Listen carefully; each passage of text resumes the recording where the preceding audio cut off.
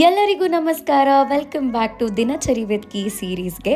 ಈ ವ್ಲಾಗ್ ಬಂದು ಶಿವರಾತ್ರಿಯ next day vlog ಆಗಿರುತ್ತೆ. ನಾನು ಶಿವರಾತ್ರಿ ದಿವಸ ಪೂರ್ತಿ ದಿನ ಉಪವಾಸ ಇದ್ದೆ. ಸೊ ಇವತ್ತು ಏನೇ ತಿನ್ನೋಕ್ಕಿಂತ ಮುಂಚೆ ದೇವ್ರ ದರ್ಶನ ಮಾಡಿ ಊಟ ಮಾಡೋಣ ಅಂತ ಅಂದ್ಕೊಂಡಿದ್ದೀನಿ. ಸೊ ಇವತ್ತು ನಾನು 2 ದೇವಸ್ಥಾನಕ್ಕೆ ಹೋಗ್ತಾ ಇದ್ದೀನಿ. ಮೊದಲನೇದು ಬಂದು ಧರ್ಮಗಿರಿ ಟೆಂಪಲ್ಗೆ.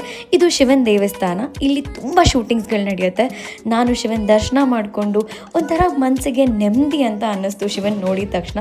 ಇಲ್ಲಿಂದ ನೆಕ್ಸ್ಟ್ ಲೊಕೇಶನ್ಗೆ ಹೋಗಿದ್ದೆ ನಾವು, ಶ್ರೀ ಕ್ಷೇತ್ರ ಹೊನ್ನಾವರ ಮಂತ್ರಾಲಯಕ್ಕೆ. ಈ ದೇವಸ್ಥಾನದ ಬಗ್ಗೆ ತುಂಬ ಜನ ರೀಲ್ಸ್ ಮಾಡಿದ್ದಾರೆ, ಅದನ್ನು ನಾನು ನೋಡಿದ್ದೆ. ಆದರೆ ಫಸ್ಟ್ ಟೈಮ್ ನಾನು ಈ ದೇವಸ್ಥಾನಕ್ಕೆ ಬರ್ತಿರೋದು. ದೇವ್ರು ನೋಡ್ತಿದ್ದ ಹಾಗೆ ಮನ್ಸಿಗೆ ಏನೋ ಒಂಥರ ನೆಮ್ಮದಿ ಅಂತ ಅನ್ನಿಸ್ತು. ಇಲ್ಲಿ ನೀವು ಕಾಯಿ ಕಟ್ಟಿ 16 ವಾರ ದೇವ್ರಿಗೆ ಪೂಜೆ ಮಾಡಿದ್ರೆ ನೀವೇನು ಅನ್ಕೊಂಡ್ರು ಆಗುತ್ತೆ ಅಂತ ಹೇಳ್ತಾರೆ.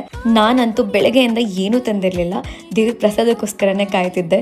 ದೇವ್ರ ಪ್ರಸಾದ ತಿನ್ಕೊಂಡು ಅಲ್ಲಿಂದ ನಾನು ಮನೆಗೆ ಹೊರಟೆ. ತುಂಬ ನೆಮ್ಮದಿ ಅನಿಸ್ತು. Thank you universe.